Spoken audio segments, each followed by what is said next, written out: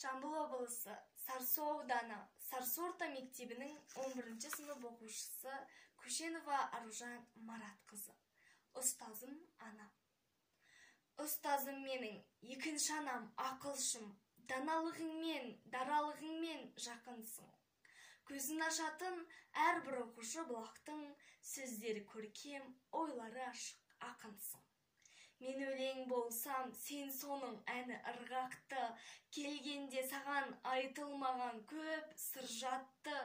Мейірімің мол, құшағыңның кең пейілі, еріксізмен де шәкірттеріңді жырлатты. Ұстаздың жолы қиынды әрі қызықты, жол тауып алғын жүрегімізден сұрықты. Қуанышпенен ренішімізді түсініп, асыл ұстазым ақ жүрегіммен жылатты. Өтеді күндер бара қылыңды тыңдаумен, өтеді жылдар ұстаз анан жырлаумен. Өзіңсің ақын, өзіңсің әнші, мен үшін сенің сөзіңмен өз білімімді шыңдармын. Қоңырау үні ұштасып ұстаз күнімен, мектепте жүрер ұстаздар легі күнімен.